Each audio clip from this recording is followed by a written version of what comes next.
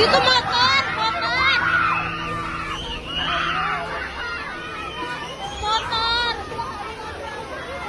Oke, selamat sore Kak Felin. Sore. Ini mau menanyakan soal yang terjadi baru-baru ini, soal banjir. Apakah faktor utama yang menyebabkan terjadinya banjir di berbagai wilayah Indonesia?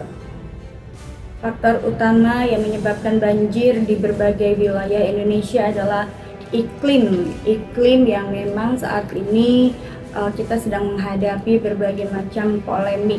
Alam semesta ini bereaksi terhadap apapun yang terjadi dengan ulah manusia. Contoh yang saat ini sedang ramai adalah perang nuklir. Negara-negara di Eropa itu juga menjadi penyebab, maka adanya kerusakan sektor alam semesta yang memang ada reaksi dari asap ataupun efek dari nuklir tersebut, sehingga ini juga yang merusak iklim dan juga merusak awan ya. Kalau aku lihat di sini ada kebocoran oksigen yang memang disebabkan dari reaksi nuklir. Kemudian reaksi lainnya adalah dari air laut. Nuklir yang memang ditembakkan ke suatu negara itu secara tidak langsung akan menggoyang atau mengguncang ya alam semesta, terutama di laut bagian bawah. Maka di situ juga terjadi perpecahan lempeng-lempeng yang ada di bawah laut, menimbulkan reaksi air akan meluap ke atas, dan ini adalah salah satu efek dari reaksi nuklir.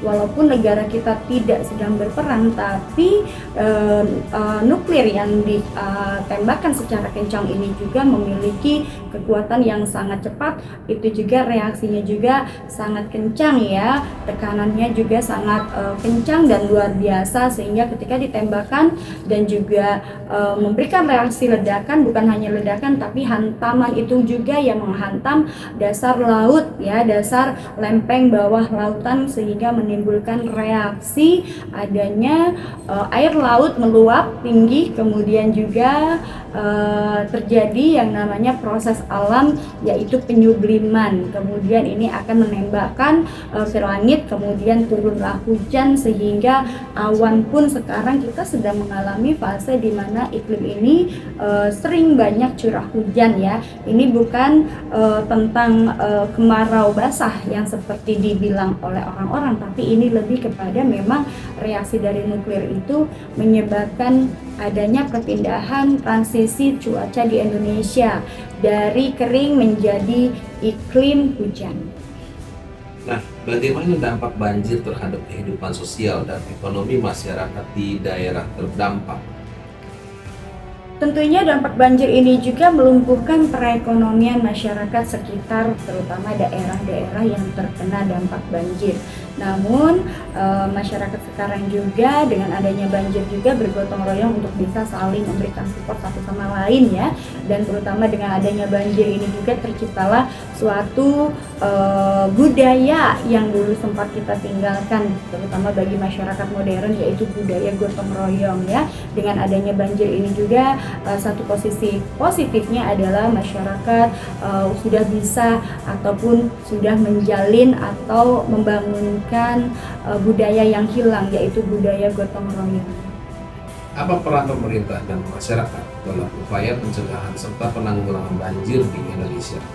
Peran serta masyarakat tentunya di sini adalah saling mensupport dan saling bantu-membantu dengan gotong royong ya, untuk bisa menyelamatkan terutama kita korban jiwa dulu, artinya kita menyelamatkan nyawa-nyawa juga yang terjebak dalam banjir. Kemudian secara ekonomisnya tentunya juga di sini adanya bantuan dari masyarakat dan pemerintah untuk menanggulangi banjir ini dengan memberikan bantuan secara pangan ya, makanan, minuman, dan juga pakaian sehat serta obat-obatan.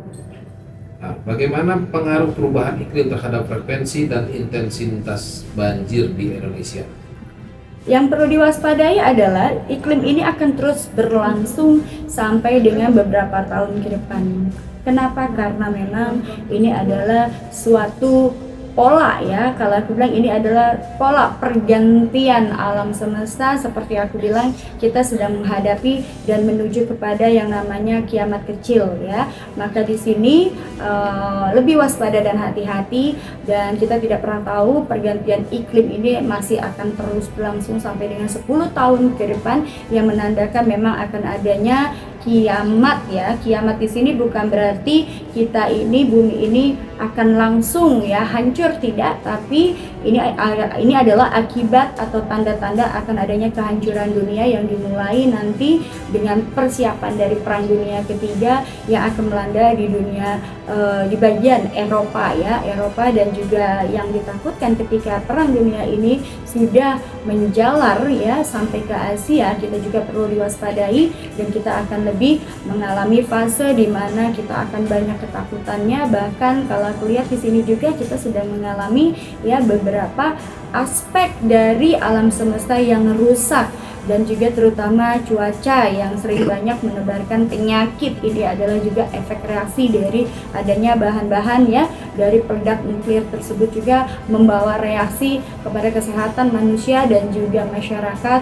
Banyak penyakit ya, terutama yang diserang adalah bagian kepala, lambung, dan juga pernafasan. Dan selain itu juga kalau aku lihat efek dari adanya peperangan ini juga banyak sekali fenomena alam yang tidak biasanya. Bahwasanya di sini akan ada kegelapan dalam masa beberapa tahun ke depan, yang ini juga akan menyebabkan adanya beberapa aspek yang sudah mengenai sejarah ini akan hancur. Terutama yang ditakutkan aku adalah sudah mulai retaknya benteng Ya'juj Ma'juj, dan juga di sini aku melihat sudah ada tanda-tanda beberapa yang namanya bendera Panji hitam juga sudah berkibar. Nah, kita juga harus waspada. Nah, apa saja upaya jangka panjang yang dapat dilakukan untuk mengurangi resiko banjir di wilayah rawan bencana? Terutama yaitu kita stop untuk yang namanya penebangan hutan liar ya, karena penebangan hutan liar ini juga akan sangat berefek sekali kepada kelangsungan oksigen dan juga udara yang segar bagi masyarakat. Dan tentunya dengan adanya penebangan liar ini juga akan semakin berkurang untuk penyerapan airnya. Maka bagi beberapa daerah yang memang memiliki potensi hutan yang sangat besar, harap lebih hati-hati lagi.